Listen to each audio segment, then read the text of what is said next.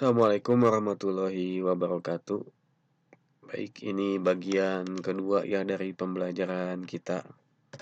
Tadi kita udah ngebahas apa hubungannya metode penelitian sejarah bagian verifikasi yang isinya kritik eksternal dan kritik internal dengan kehidupan kita sehari-hari yang ternyata di masyarakat kita itu sering banyak orang yang terkena hoax. Kenapa orang itu terkena hoax? Jawabannya adalah karena tidak melakukan verifikasi, tidak melakukan kritik eksternal data dan juga tidak melakukan kritik internal data. Akhirnya kemakan hoax. Ternyata penelitian sejarah ada hubungannya dengan kehidupan kita sehari-hari ya. Bagian gimana caranya kita menangkis, melindungi diri, memprotek diri supaya nggak kena hoax melalui verifikasi, kritik internal dan juga kritik eksternal. Nah, bagian kedua ini, mari kita berlatih untuk membedakan mana berita hoax, mana yang bukan. Maka dari itu, slide berikutnya, kita akan masuk ke latihan soal. Nah, ya, setelah panjang lebar penjelasan tentang metode penelitian sejarah, terutama bagian terakhir tadi ya tentang verifikasi. Nah, mari kita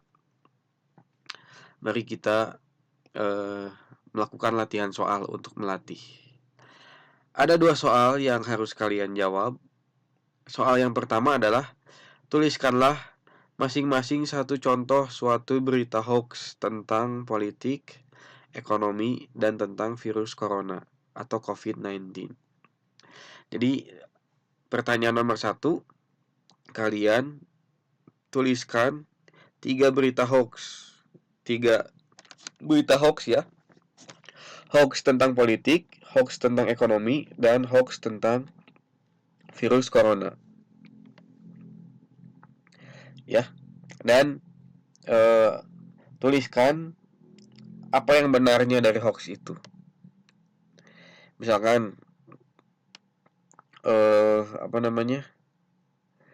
Contoh berita hoax dibandingkan dengan berita yang benarnya apa. Nanti kita lihat ya contohnya. Soal yang kedua adalah tuliskanlah 3 cara yang bisa kita lakukan supaya bisa terhindar dari penyebaran hoax. Nah, soal yang kedua adalah kalian tuliskan cara yang harus kalian miliki, yang harus kalian lakukan ya supaya nggak terkena hoax. Karena kalau terkena hoax ya bahaya juga ya. Ada orang yang kemudian berantem gara-gara hoax. Ada orang yang kemudian dipenjara gara-gara dia nyebarin berita hoax. Ada orang yang kemudian jadi nggak dipercaya gara-gara dia pernah atau sering nyebarin berita hoax. Berarti berita hoax itu dampaknya gede banget ya buat orang yang suka nyebar-nyebar hoax tersebut. Nah, di soal yang nomor 2, kalian coba berpikir apa 3 cara yang harus dilakukan supaya kita ini gak sampai amit-amit terkena atau mengkonsumsi atau menyebarkan berita hoax. Mudah-mudahan bisa dipahami ya. Mari kita lihat contoh untuk latihan soal nomor 1. Nah, ini misalkan contoh jawaban untuk soal nomor 1. Misalkan ini contoh. Contoh ada postingan di Facebook. Postingan di Facebook ini mengutip suatu berita.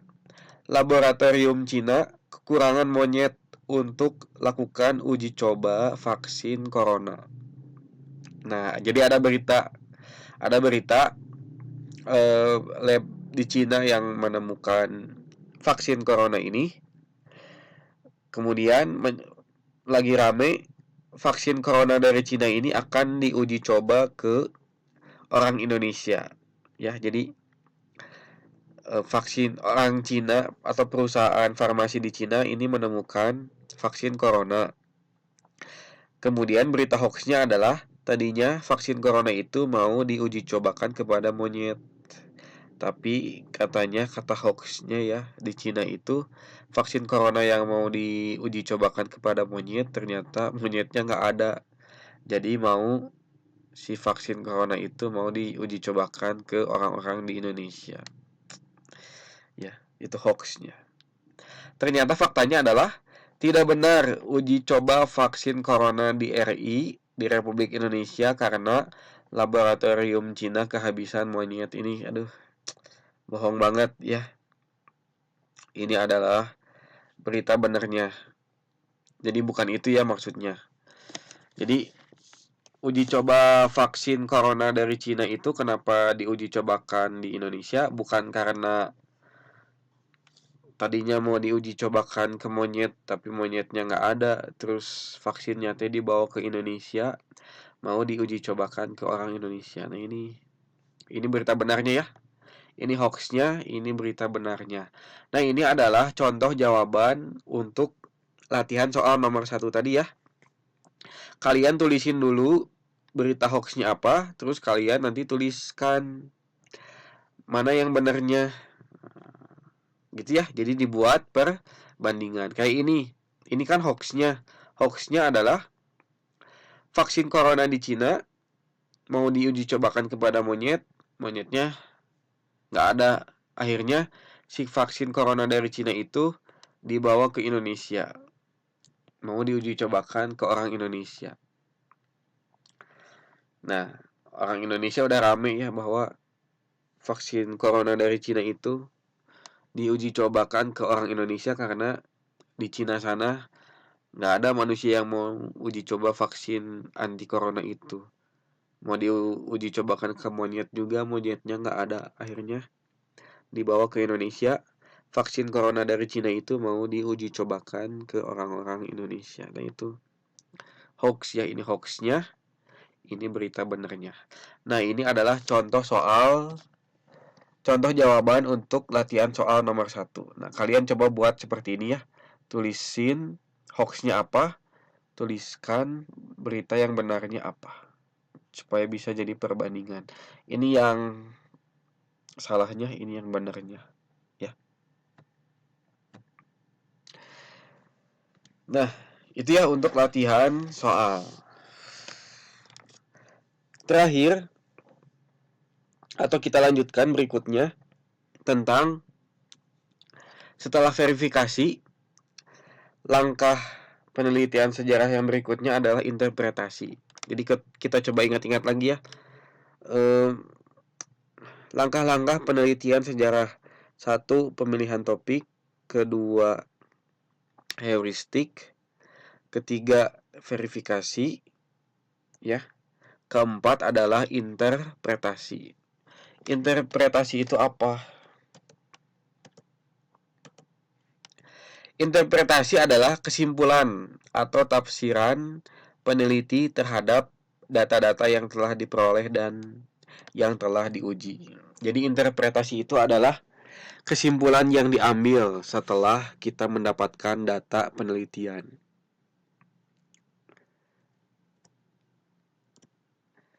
Dalam interpretasi bisa menghasilkan teori atau juga penilaian sementara, hipotesis. Jadi interpretasi itu sama dengan kesimpulan atau tafsiran setelah kita mendapatkan data-data yang kita dapatkan. Dalam interpretasi bisa menghasilkan teori atau juga penilaian sementara, hipotesis. Ya, ini yang namanya interpretasi atau penafsiran. Biasa kita temukan misalkan dalam kitab suci ya, dalam kitab suci Al-Quran. Misalkan di Al-Quran diceritakan Allah melaknat kaum Nabi Lut. Kaum Nabi Lut ini yang melakukan praktek homoseksual ya. Nah kita membaca di Al-Quran bahwa Allah itu melaknat kaum Nabi Lut yang melakukan praktek homoseksual. Berarti tafsiran kita secara sederhana adalah kita harus atau kita ini terlarang untuk tidak melakukan praktek homoseksual, berarti homoseksual itu haram. Itu tafsiran dari kisah Nabi Lut yang kita baca di Al-Quran. Itu juga namanya interpretasi. Ya, jadi interpretasi itu adalah kesimpulan atau tafsiran seorang peneliti dari data-data yang dia dapatkan. Interpretasi bisa menghasilkan teori, bisa juga menghasilkan penilaian sementara. Nah, ini adalah contoh interpretasi. Buku-buku sejarah merupakan salah satu contoh interpretasi penulis atau peneliti sejarawan. Nah, ini ya. Misalkan sejarah Indonesia modern dari tahun 1200 sampai tahun 2004. Ditulis oleh orang Australia, MC Redcliffe. Berarti dia ini menafsirkan sejarah Indonesia dari tahun 1200 sampai tahun 2004. Dari mana tafsirannya? Dari data-data yang dia dapatkan tentang sejarah Indonesia. Akhirnya dia, karena dia mendapatkan data sejarah, kemudian dia menginterpretasikan data-data sejarah itu menjadi sebuah buku yang berjudul Sejarah Indonesia Modern. Begitu juga ini buku berbahasa Belanda. Buku ini menceritakan bagaimana apa yang dilakukan Belanda ketika melakukan penjajahan di Indonesia. Ya, jadi buku yang kedua ini adalah interpretasi sejarah juga ya. Interpretasi sejarah, kesimpulan, tafsiran seorang sejarawan tentang Belanda di Indonesia pada masa penjajahan.